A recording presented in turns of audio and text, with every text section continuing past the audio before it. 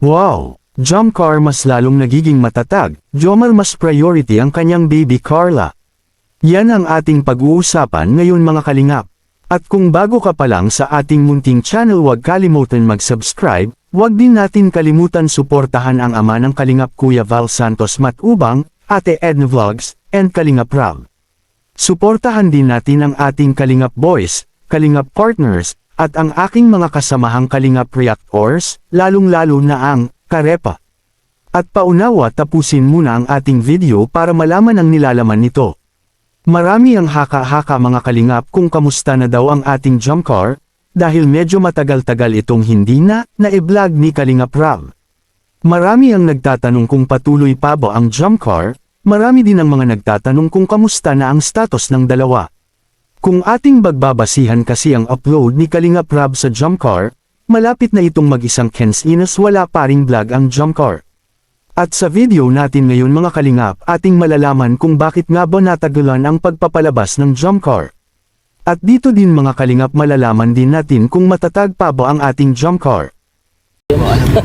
Yes kuya. Nung 18 ba, di ba man sa rin yun? Kumusta? Anong ginawa mo nun? Fortunately, may ano sana kami noon.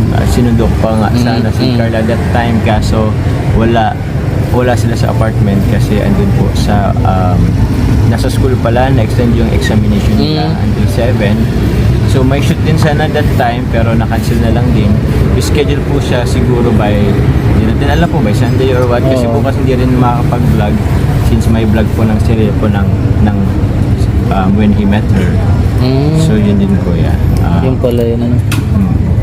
Ayan, at marami kasing mga agam-agam mga nagtatanong bakit walang ganyan. Grabe sa agam-agam. Agam-agam ano? Agam-agam? Yung mga haka-haka. Aga-aga. Yung parang pumapatawi sa sa damdamin nila. Opo. Naiano ko naman na po yun.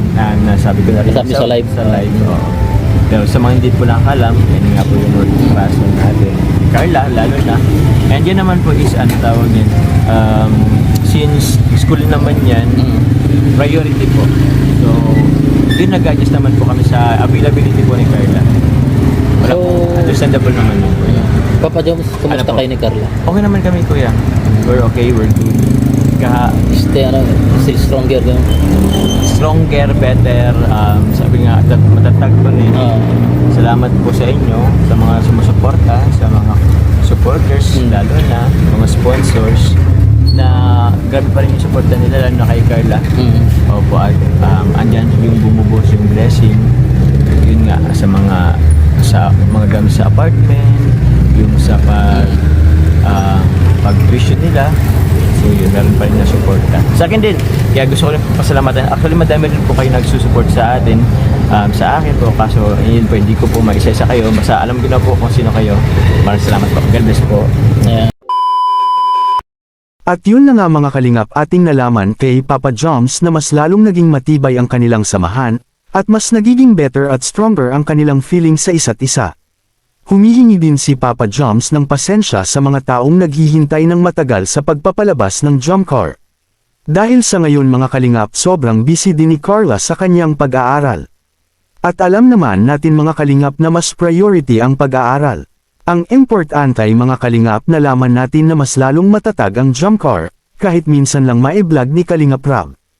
At kagabi nga mga kalingap na ipalabas na ang part 56, sana suportahan natin ito kasi bihira na lang na-vlog ang jump car ngayon sa sobrang busy ng kanilang schedule ni Carla at Papa Joms.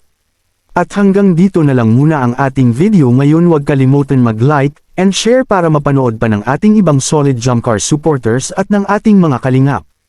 Hanggang sa susunod na video mga kalingap, maraming salamat.